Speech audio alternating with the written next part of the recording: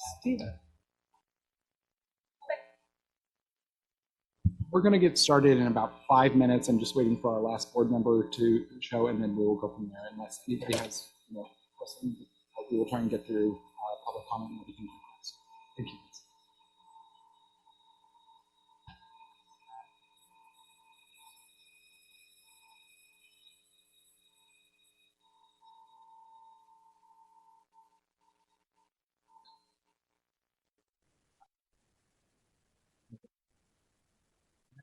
you.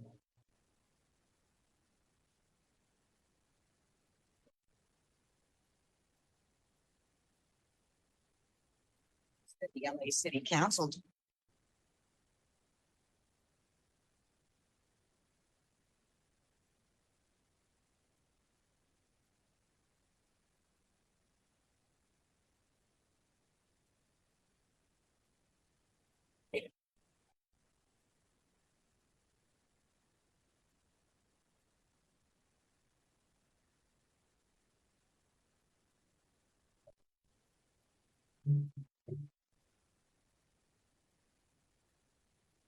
Testing 1, 2, 3. Test.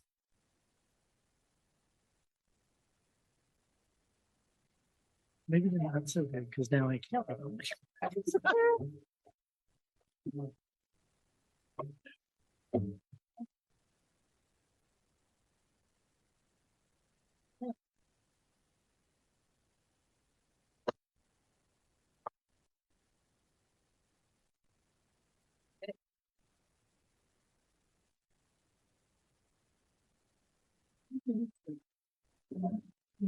All of those monsters.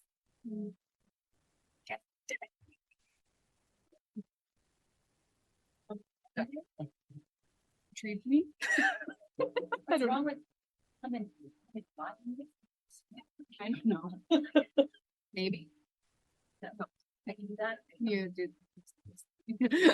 Dang it! Now that's what I'm going to be thinking about.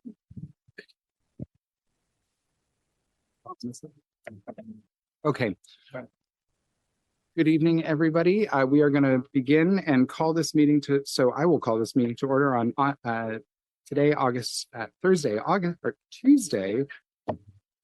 I'll start starting one more time. Calling to order the meeting of the Board of Education of Tuesday, August 1st, 2023. This is a special board meeting. And I will ask Ms. Quiterio if she will help lead us in the Pledge of Allegiance. She types our minutes, so now she gets to be a part of them. So. The right hand over your heart. Ready? Again. I pledge allegiance to the flag.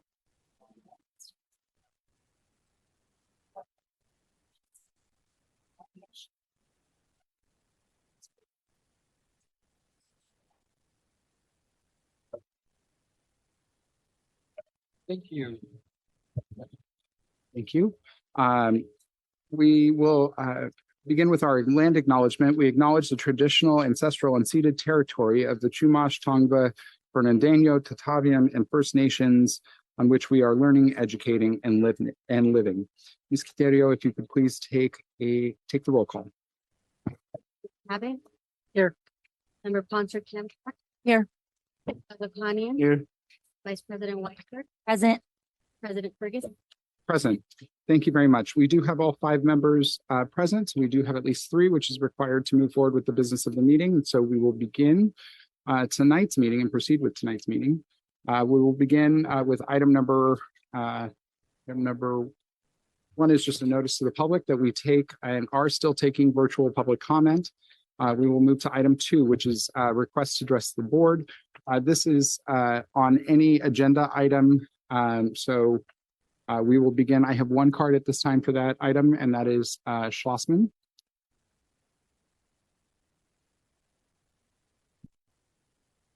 And you have 5 minutes. Good evening.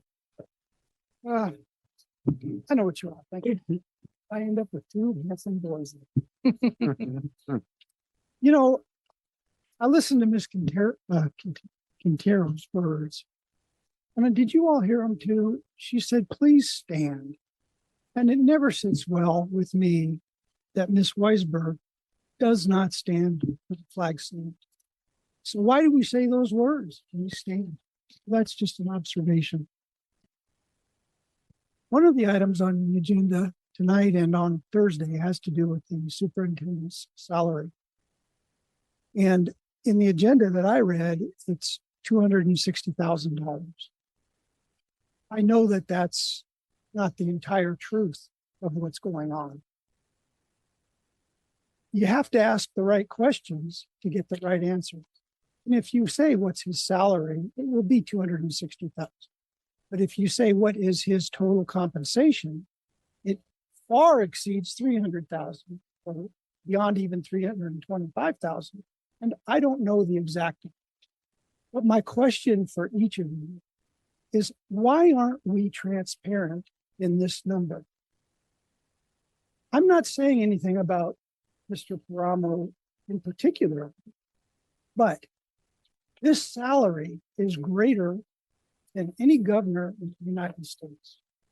And people should know what's going on. They should know what we're paying our employees, because you often talk about finance and where our money goes. But when you talk about a teacher's salary, you get a base number, but you don't get the total compensation number.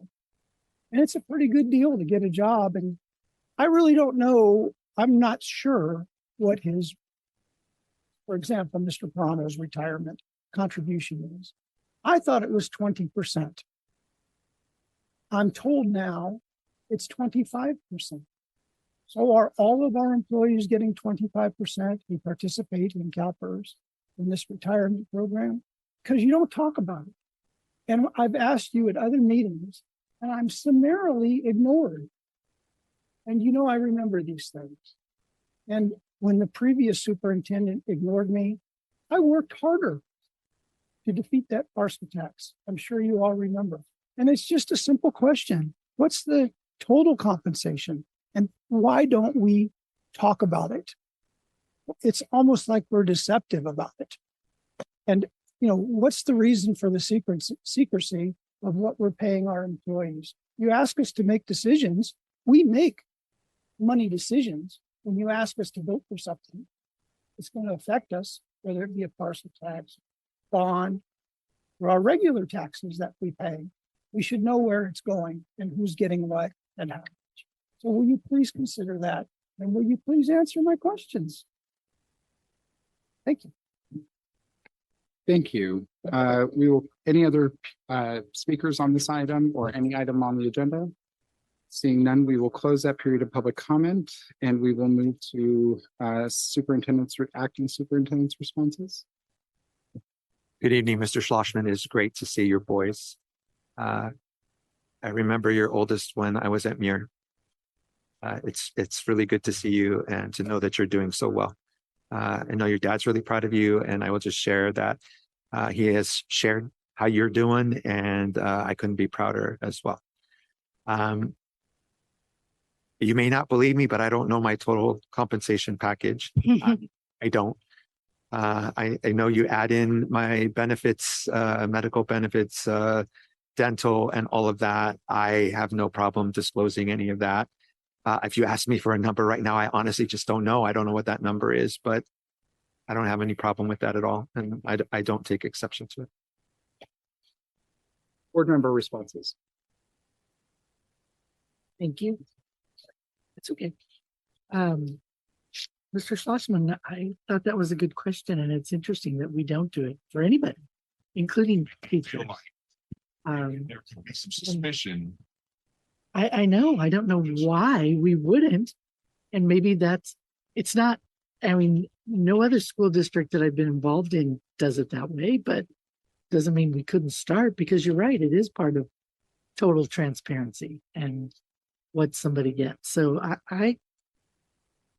we could talk about this at some point, possibly as a board, and see what we can do. But I don't think it's unreasonable. It's an unreasonable ask at all. Thank you, President Ferguson.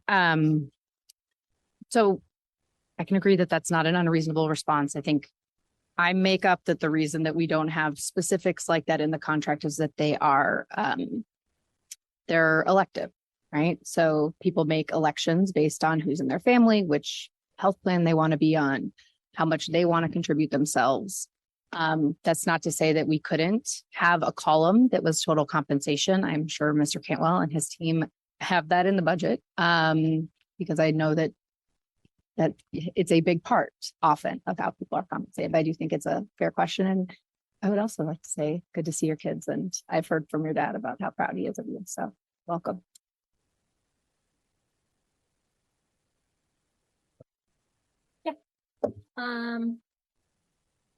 I just wanted to address too, I think it's an interesting question. I don't know why the sort of standard operating procedures, but I think it probably has more to do with what Ms. Sponsor Campar is saying about the sort of variability of benefits. I will say though, that I think the assumption of best intentions is important.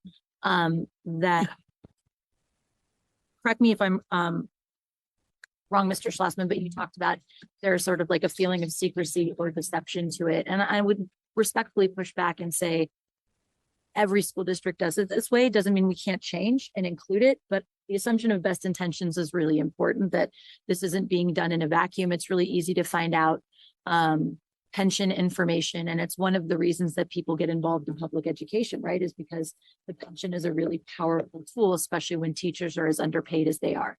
So I think that's something that we can talk about, including understanding the variability, and also just to let the public know that yet again, all of our employees, sadly, superintendents, assistant superintendents, acting superintendents are vastly underpaid compared to other districts. And I don't know what the governor's full compensation package is, either in California or anywhere else after salary either. But I know that we've made quite sure to take a look at comparable districts and adjust as much as we could. These are jobs that require enormous amount of skill, expertise, time, and energy, and should be compensated as such. So thank you for asking those questions. And I hope that you'll continue to ask them with the assumption of good intentions on our part. I know that you're gonna look up, but there's a website actually where you can look at all this. But I would tell you, just based on my personal experience, I don't work for this district, but I work for a college district. It changes. For example, this month I got a bump because there's a COLA cost that's, and it depends also on your negotiation and your healthcare. When the time comes, you can add numbers as my colleagues. So I also discovered that there is something additional that I wasn't receiving that I do, which funds my salary, which was if you have a doctor. So it does change. I understand your concerns, and I think you put a round number there. You can never really point it down, but yeah. Thank you so much. And I definitely think that in contracts coming before the board, we can spell that out and itemize that. Again, understanding that some are elective and but what is totally offered, I think that we can definitely do in terms of contracts coming forward. The website and Mr. Schlossman, you had no problem finding my salary range last board meeting. So I'm going to give you a tool that can help you out. TransparentCalifornia.com is a public employee database where you can find the compensation and it does break out regular pay, overtime pay, other pay, and total pay, and then also goes forward to then identify benefits.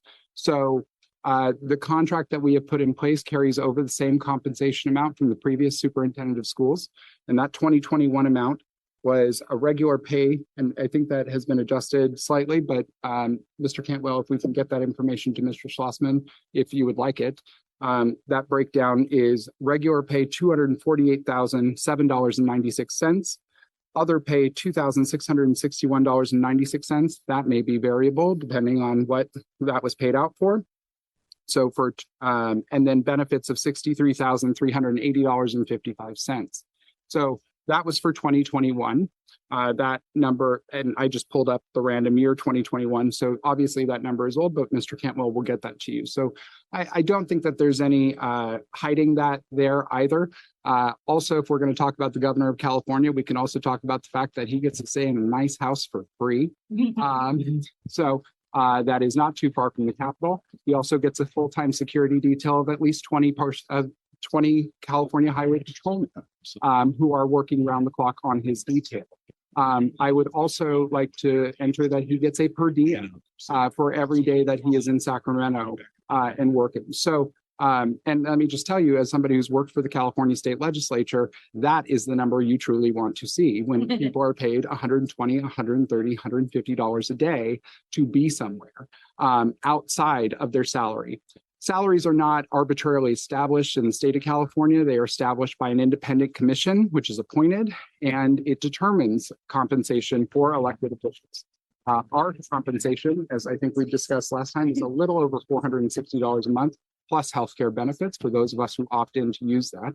And for those of us who are public employees, which I believe are 2 out of 5, yes, you can look up our salaries again, transparentcalifornia.com. You mentioned I made 80,000 last meeting. You're a little off, but you know, I am very proud that our compensation is public. The other thing that you can pull, which I believe you and other neighbors have pulled from, is our Form 700s, which also disclose for all major district administrators any conflicts, any financial interests that we may have. So there are a number of resources that are available. If the board, I hear Ms. Tabbitt's kind of push for a little bit more transparency on this front. So, you know, if we want to put on the administration page of the website a summary of benefits, things like that, for our assistant superintendents and higher, our district leadership, these are all public documents. The contracts are all public documents. I have no problem with consolidating that information and making it more accessible. In fact, if you go to the Burbank School Board's webpage, our compensation is also detailed and listed on there. So there is no there. We are doing our best. We appreciate your help every now and then in pointing out where we could be clearer. And let me just say, to add to Dr. Weisberg's point, we are doing our best to remain competitive. And truthfully, we are falling behind. We are also receiving information that, you know, potentially we may encounter future enrollment declines, things like that. That will make it even more challenging to remain competitive. And so will you see compensation adjustments? You bet. Are they mirrored of the are they that kind of adjustment that is mirrored by the private sector? No, I would say the private sector goes bigger and bolder when it comes to compensation adjustments. Whereas frankly, public employees go year to year trying to figure out what money's available and what money can go towards addressing the competitive nature of our market. I understand you may be frustrated by this, but it is information that we are disclosing and happy to share. So with that, we will go to, unless my board colleagues have any other comments. Excellent. We will go to item 3A. This is the appointment of members of board governance committees. Dr. Parama, do you want to give the brief report on this front? Absolutely. So what is before you today is a list of the members that will comprise our 3 different governance committees. We already had board approval to establish the committees, but in order for us to actually meet and start the work, we have to acknowledge those that are going to participate in these committees. And we are ready to start the committees at the end of August. And therefore, this is going to allow us to be able to get that work started. Because school is not in session, there are some openings with student board members on the groups. We're working on that. But in order for us to continue to get the work started, we need to approve this, and then we can come back if we need to add student names. And there are also some PTA representatives as well that will be appointed later on. So just want to flag that as well. So all those appointments will come to the board, but as a matter of keeping this moving and allowing staff to get to work, I know all the board governance meetings have now been scheduled. So we are really looking forward to kicking this off and really build a more collaborative policymaking environment. I heard definitely from Ms. Tabbitt and the sponsor Camcar from our last meeting in this room that there is an interest in doing more deep dives, and that's what this is about. So I'm really excited that we're going to be able to have this opportunity and grateful to staff who are taking the time to support this kind of new effort, this new collaboration and focus in policy making. Can I get a motion from my colleagues unless there's any obviously comments? Again. All right. Huh? Yeah, there it's attached. I move that we appoint members of the board governance committees effective August 2nd, 2023 until June 30th, 2024 as presented. Second. Moved by Dr. Weisberg, seconded by Ms. Sponsor Camphart. If I could ask Dr. Weisberg if you could pull the list of names and I will. She's up. Is up. Thank you. For academic affairs, the following, so this is a motion on the following appointments. So Peyton Johnson, who is the junior class president at John Burroughs High School. Again, this is to the academic affairs committee. Anna Lemaster from BTA, Rachel Zonshine from BTA, Nicole Knoop from CSEA, Ron Young from BASA, and Jen Ulmer from BASA. For administrative affairs, Kayla Cruz, who's ASB vice president at John Burroughs, Melissa McLaren from CSEA, Lisa Raleigh from BTA, Catherine Colvin Marvin, and that's from BTA. Student affairs, Kayla Cruz, ASB vice president from John Burroughs, Laura Bauman from CSEA, Jen Ulmer from BASA, and BASA is the Burbank Association of School Administrators. Sorry, BTA is Burbank Teachers Association. CSEA is Classified School Employees Association, or California School Employee Association, but they represent our classified employees. Laura Bauman, again, CSEA, Jen Ulmer, BASA, Laura Vineyard, BASA, Gabby Shiraga from BTA, Rada Chu from BTA, and Zach Doyle as an alternate for Greta. Sounds like the Academy Awards. Too soon. With that, questions? Yeah, just an honor to be nominated. Hey, these are the first folks who will ever serve on these, so I've been grateful. So Right. it was moved by Dr. Weisberg, seconded by Ms. Sponsor Camphart. Do you have any questions? Yes, Mr. President, so for these members, what is the procedure for any of them who at one point say, okay, I don't no longer have interest? Does that come back to the board and then we vote on new members? What is that? So yes, in theory, we would need to reappoint the next member, but they would inform the group that they represent that they do not have the capacity to continue. And the group, would nominate and send us. group reports to the superintendent. Correct. And the superintendent would then bring that as secretary to the board to the next board meeting or board. And presumably the missing delegates, essentially, we would approve and when we have them. Yeah, as soon as we have them. Yeah, absolutely.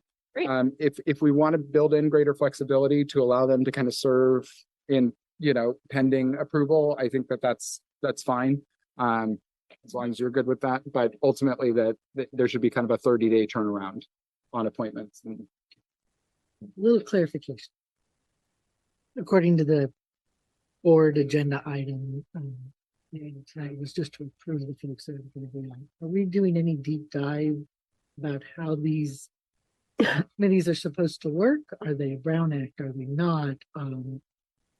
Okay, so but we should put that out. so you would It's- like it's- another, Yeah, we should, in my opinion, we should put that out there. We should also Your talk opinion. about, yeah, you're right.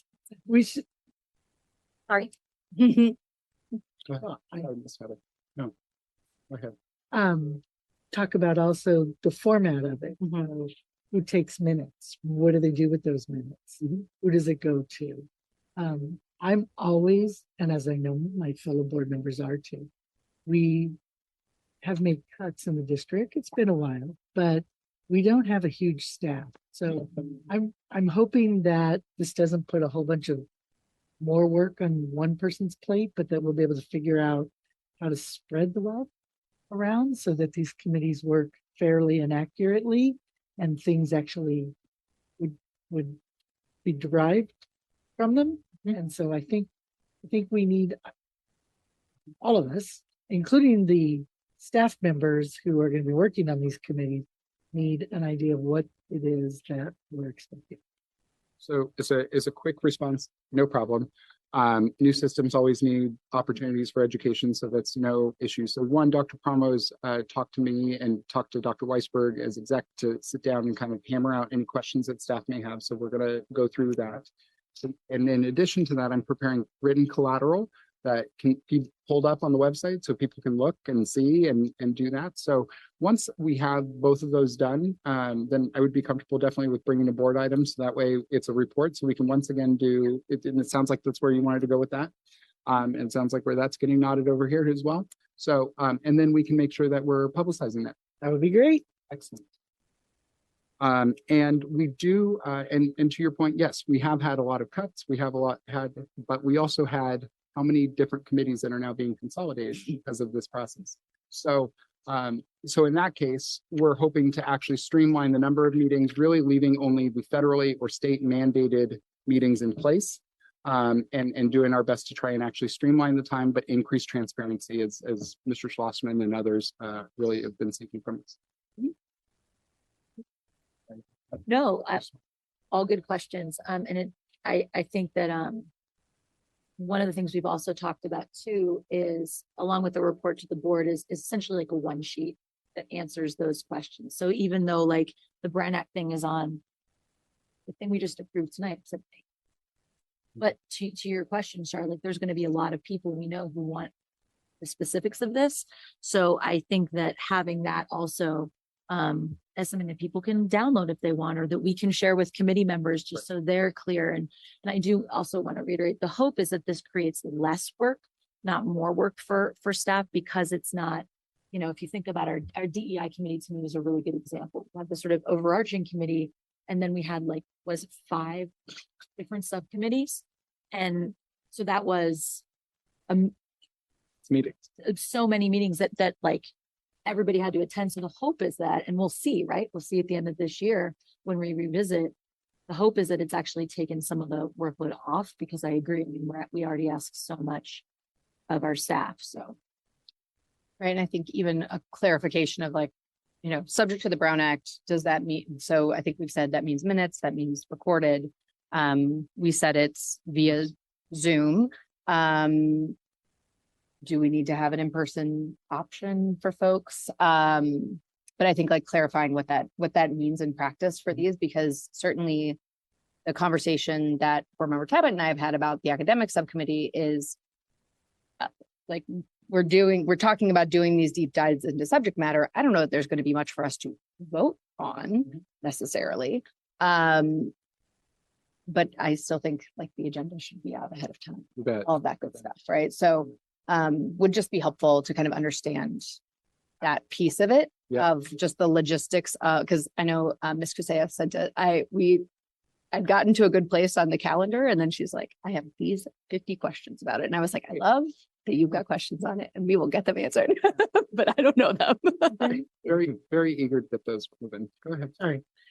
And then if possible, then, because we do have community members and students or PTA members, how we're working. just, right, we're gonna need some Brown Act. We're all going to need some Brown Act training. So that is not, but a part of the reason why, frankly, we haven't done that Brown Act training yet, in my mind, is because we can bring everybody together, or break it up, or do it online. We can figure out a format that then gets everybody trained once everybody's been named. Having said that, again, the written collateral, things like that, and getting like Ms. Kusea's 50 questions answered are kind of, and I say that with love, because I think that's important. I think we need to be able to ask questions and wrestle with this so that we all have a real understanding of what this is. And then also in person versus Zoom option, et cetera. So go ahead. Their fabulous questions were raised. Those. I don't know. 2 questions. Gave rise to? I teach history. 2 things. One, translation for anybody who wants to listen in on the meetings.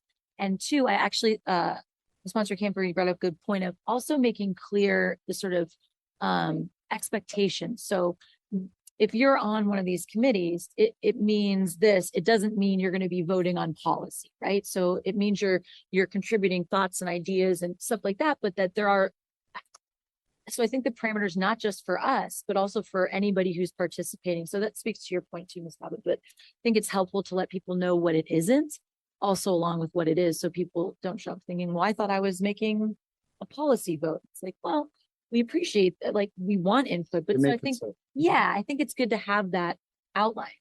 It could be a part of a it's a governing faction Absolutely, that says, hey, absolutely. you all should think about this. Absolutely. And then it would come to the board and that's our job then to set the Yeah. policy, but. But what you just said is a perfect illustration of what I think we need to Yeah. outline for people. So it sounds Write that like. down. Steve.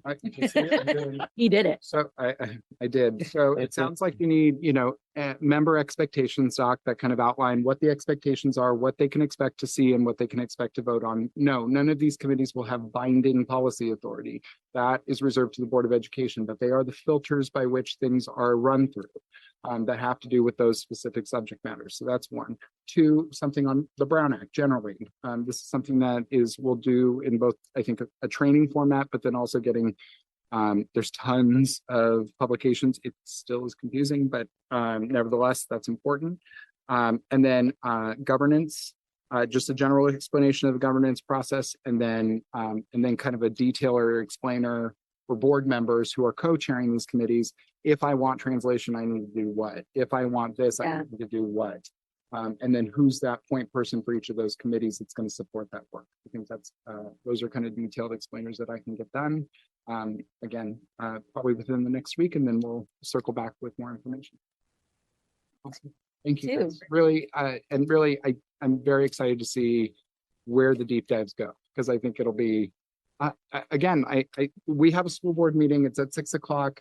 It ends at 11 o'clock as it is. And I feel like, and we get through most reports without, frankly, detail, without a bunch of engagement. And so if this gives us opportunity to do a little bit more and to engage a little bit more, I think it'll up our overall investment in these policies moving forward and getting them to the finish line. With that, I have a motion and a second. Any other questions, concerns, wants, needs? All the things. Okay, great. All those in favor say aye. Aye. Opposed? Thank you to each person who has agreed to serve. If we could also draft a letter to each of these individuals, just welcoming them and thanking them for participating and agreeing to serve, that would be lovely. And I think that's just kind of the spirit of gratitude we need to model. Generally like contact information for these folks, people too, or committee, like. Yeah. Chairs. Absolutely. And knowing that it's a Brown Act committee, we can't be texting everybody in a group chat. So that's going to be also, all that's going to be fun. So, or at least if you are, you're not. Anyway, it's very careful. Very careful, people. So information only. Is that we've got all that information? Great. Okay. With that, we will go to our final period of public comment. Thank you so much for being patient with us. As you can see, there's a lot going on. So Preston Joseph, come on down. Thank you so much. And you have 3 minutes to address the board. But Thank you. Thank you for your time. I'll take you a little in a different direction. Yeah. But it's something on my mind as the school year just around the corner. As you said, my name is Preston Joseph, and my son, Phineas, is a rising 7th grader at John Muir. And my wife and Jill and I moved here about a year ago, and we've been incredibly happy with district and the school thus far. I'm also a high school teacher in a different school district, and I teach social studies. So I bring a parent and teacher perspective tonight. I'm speaking to share my concerns surrounding students' social media use and device addiction. The data is clear. Social media, while it arguably has some narrow benefits, is incredibly harmful to kids' mental health. I will not spend too much time regurgitating stats, but some common problems include distraction from learning, sleep deprivation, exposure to bullying and rumor spreading, peer pressure, unrealistic views of themselves and others, loneliness and isolation, and decreased empathy. Teens spend between 7 and 9 hours per day on screens. That's nearly half of their waking hours. Younger kids between 4 and 6 hours a day on average. Since minors have begun regularly consuming social media, depression and suicide rates have skyrocketed, especially among girls. And this is not okay. We know the cause and we still allow it. If we want to protect our kids, the right thing to do is ban cell phones from all schools. I bet teachers would also be happy with that. This may be an unrealistic ask on my part, but there must be tougher guidelines in place. I promise most parents want this. And frankly, in discussions with my high school seniors, they're desperate for help and limits. School is statistically the safest place our children go the entire day. There's no pressing issue that a parent should have to contact their kid directly during the middle of math class rather than calling the office. And let's be honest, it is often the parents texting and calling the kids at school. While we can't tell parents what to do outside of school, you can control what happens on our campuses. Devices and social media are harmful. We adults are addicts ourselves, so how can we expect our kids to be immune to the temptation? Please prioritize this issue, and I'm happy to work with you to explore solutions. Thank you for your time. Dr. Froman? Wow, You're up. I'm up. It's my turn. That's very provocative. And there is part of me that feels like if we could do this, it would help me out so much in terms of issues that come up that are generated because of cell phone use and social media use. I agree with the point that a lot of parents would want this. The phone calls I get from a district administrator is that there are a lot of parents that are not going to like this. I feel like this is an issue like most other things in our country right now that is probably bipolar, and you got 50% that's going to be in favor of something like this and 50% that aren't. I am open to discussion on how we can set limits. At the moment, you have individual teachers who make decisions every day about cell phone use in their classroom. So there are some teachers establish rules where it's not supposed to be out, it can't be out. And kids figure out very quickly which teachers are going to toe that line, and it's just easier not to have it out for that period. And some teachers are more relaxed. So I am open to the discussion, and I'm open to bringing this to principals and engaging them in this conversation to see where they land with that and how they wrestled with that in terms of how would we make this work, or what limitations can we place. Dr. Alexander. Board member response. Thank you, sir. Mr. Joseph, right? Thank you for your comments. So as a parent of soon to be at 6th grade in 2 weeks, our son, cell phone's literally attached to his right. I hate to say it, but, and the reason we got it was because of some of the safety concerns. But I do agree 100% with what you're saying, but also the fact that, some teachers would be concerned about even students using the device during exams, looking for answers, texting each other.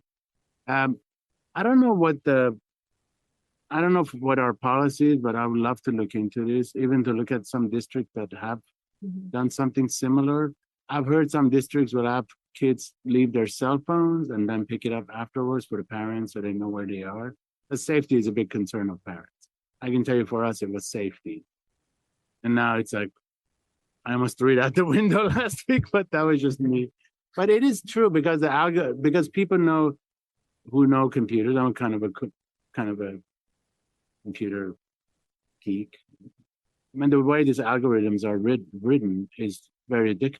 I don't blame our kids.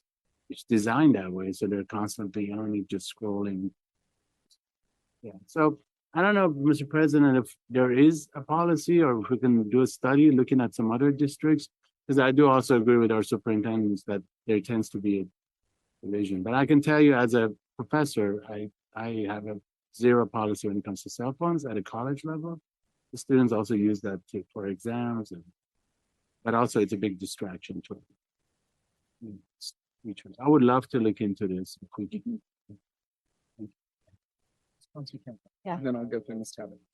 Yeah. I have I have smaller children than you, but I was a teacher as well. And that even when it was 20 years ago, I was still taking cell phones from students during class. And I know Dr. Weisberg feels that pain probably much more deeply than I did 20 years ago. I do know that there are, some technological solutions that we can have. There are some very non-technical solutions we can have. I know I was talking to a teacher, an LUSD teacher the other day who's at the high school level, who was saying that they're putting devices into lockers, not like they're big lockers, but literally like a locker at each individual classroom. There are pouches you can get, though apparently they can be hacked using a pencil. Yeah, I know. I was like, it's great, guys.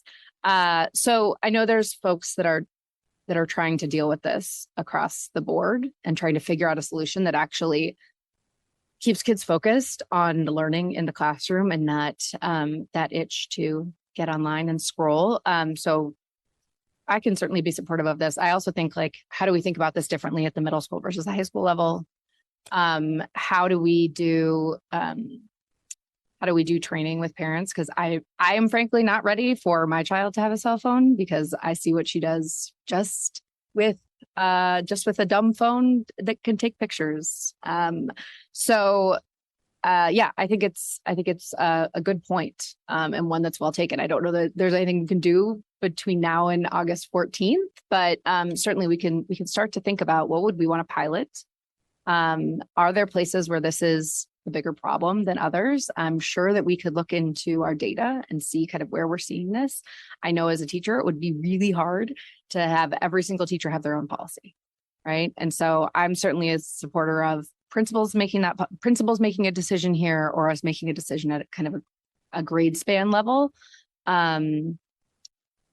Just because that seems what's most appropriate and what's going to really reinforce the culture of the school. I know it's really hard for kids to go from classroom to classroom and have totally different expectations. I also know there's like there's a lawsuit in the world that's like class action where school boards or school districts are joining up. I was asking, did we join that one? Okay. And we did join that lawsuit to really get essentially damages to support with therapy and other kind of mental health resources. But prevention would be better than that. Right? So, but yeah, it's a great idea. And I recognize your name. I was like, I know I've emailed with this person before. So it's good to put a face to the name. So nice to meet you. Let's tap it. President Ferguson. First of all, totally off subject. I have some cousins whose last name is Joseph. So possibly we're related. And I've never met another family outside of this folks, so that's kind of neat. Mr. Joseph, when you were speaking and listing some of the effects that screen time has on young people, for myself as an older adult, I was going, oh yeah, that's my problem. That's my problem. I've now realized that I'm spending twice as long doing similar work because I got to pick up my phone every 2 minutes, and it's really become an issue. And yes, and the depression and the, what do they call it? Fear of missing out. And you see it on social media, and oh my gosh, look at, this 58-year-old woman. Why don't I look like that? And I mean, all of the things that are really, really rough. So I can imagine being a young person now and having to deal with that also. But Mr. Ferguson just this year created these wonderful committees. And I think that this is a conversation piece for student affairs. A great topic to start looking into this, because I don't disagree. I think, and I think many of our teachers, and you're right, many parents would be okay with this. And I think it's, as a teacher, nothing happens overnight. But to begin the conversation, I think is important for everybody, and at least start talking about it. So, here we go. Grade. So I feel your pain.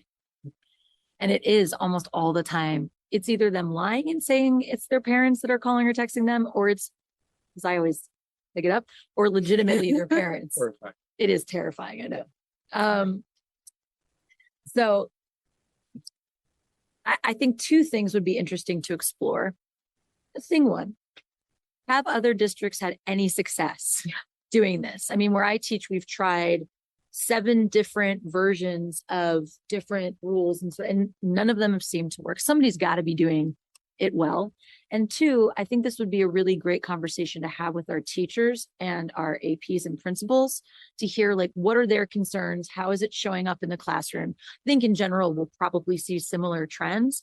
And if they have any suggestions for ways in which we can, I have a cell phone holder thing that the kids put their phones in when they come in, and I have a giant Thanos doll, words over it. That's effective because they have to do it before they sit down, but it's not foolproof. So I think talking with teachers and principals about their concerns and any ideas they have. And also, I think we've talked a little bit about parent education workshops. I think this is a really wonderful subject to focus on. They did, I'm sure they did that study where you take phones away from kids and they exhibit addiction symptoms similar to alcohol and drugs. I mean, I have no attention span left. I don't know if that's teaching middle school or phones, but it's something. And what you said also really resonated with me when you talked about how students are desperate for, I wrote it down, help and limits. I see that all the time. I mean, they won't tell you necessarily in middle school, but they are relieved when you take the phone off their hands. So I think if we can look to the boots on the ground and see what they're seeing and also some suggestions they might have. But I think this is a conversation that's really important to have. And then also to look at it from the parent front too, and see how we can do some education for parents about ways to limit. I mean, because I think it's like Pandora's box, right? Like once it's, how do you get it back? So this is a lot of food for thought, and I definitely feel your pain. But I also think too, if we're focused on mental health, which we are as a district, this is a huge part of that. And so to not involve this in our conversation about mental health would be a mistake. So thank you for taking the time. And Phineas, have fun at Mirror. Yeah. You're welcome. Thank you. Thanks for coming. First of all, I love I love when suggestions come in like this, right? I love when prompts like this come in because we're so we're a pretty proactive board by nature. We try, I think, to tackle things that are harder to think through, and we've got a staff who puts up with that, and thank God. But we are so often reactive to so many of the challenges that we're facing that we don't get to hear enough of this, right? And the community as a result reacts to what we're reacting to.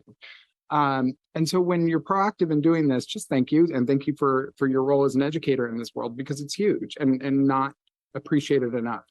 I'm really excited to explore this. I think that there's kind of a number of dynamics here that are interesting to navigate. One, social media, for the most part, is blocked on our school sites, on our Wi-Fi. That doesn't mean that there isn't workaround, right? Having said that, and I think Dr. Weisberg said, there's no, besides the Thanos doll, Thanos doesn't work. There is no foolproof plan, I think, on this front. I think that that's the reality, right? There can always be a phone in somebody's pocket or frankly, even their sock, right? Like if student wants to sneak it, they're going to sneak it. Having said that, if we can prevent a majority, right, or even half or less than half, that may be worth it, right? Like when we're seeing the studies come out in the way that they are, okay, what 30%, isn't that progress? Isn't that something? Developing social, better habits towards social media, is there curriculum around that in particular? I think it's all very, very interesting. I don't do social media. It is a component of what I do for a living. And I have to tell you, by doing that, I have actually decreased my involvement in social media generally. I think it is an echo chamber for all the worst things you're looking for. So if you feel inadequate, you will find inadequacy, right? If you feel alone, you will find loneliness. it will give you and reflect back the worst of the world to you, not often the best, no matter how many Upworthy or other kind of posts, because I tried to do that too, just literally just tried to surround myself. Yes. Llamas, cats, dogs, pugs, all the things. So, it's designed to take you places and not always, and capitalistic places, right? All just sorts of places. So, kind of the ways in which I'm looking at it, thinking about internet access generally. So we do have one-on-one devices now that are available for secondary students in particular. I know we have carts for elementary school kiddos. And that matters for me in terms of internet access. So we've learned through the pandemic, right? Internet access is so varied and so different. Cell phone internet access is internet access, but is that what you want to learn on? Not necessarily, right? Not if a teacher is using things like video, et cetera, and your connection isn't as strong. So, one, in terms of what's a policy that allows for real equity in how we are limiting access at that point. Obviously, we wouldn't do that in like a recess or like a nutrition or a lunch period, but is there impact there? What does that look like? If a one-on-one device is, for instance, damaged and somebody doesn't have the time because they're rushing off to a job after school because they need that job, and so that device isn't working for them, what does that look like? What are those impacts? So that's on one end. Two, the excuse I hear rather consistently is about an emergency, right? And I would like to say that there isn't an emergency in recent memory where, hundreds of kids stormed out, but we've had these moments where there have been either bomb threats or things like that just have triggered these panic moments. So how can students quickly grab a device potentially in order to contact their parents? This is by far the exception, not the rule, right? And that I understand clearly, but for those parents who may be 50%, who may be 40%, it's going to be the answer, right? The thing that we need to provide for. So is it pouches? Is it lockers?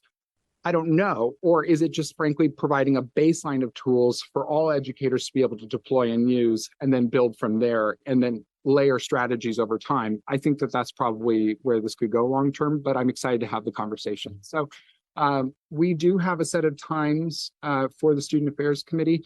If we can get your email address or contact information for you, I'd love for you to continue to be a part of this conversation, especially as an educator, but also not as an educator who works for us.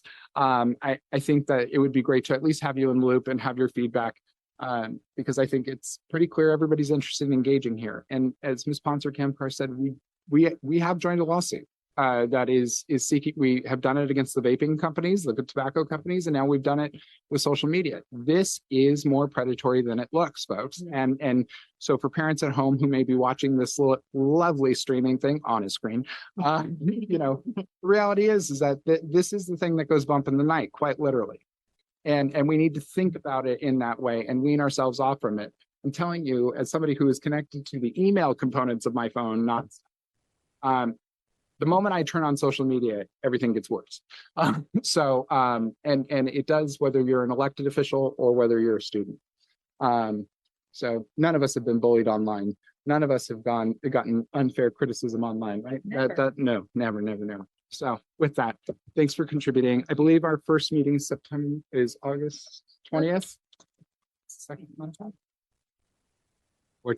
14th. So our first is August 14th. So we will send out information to you. If we can just get your information, if you could give it to Cindy, that'd be great. Thanks for engaging with us. With that, any other speakers? Public comment? I always love Sharon has these specially cut notepads that are just, I bought some because I saw you use they them. are iconically Sharon. They're amazing.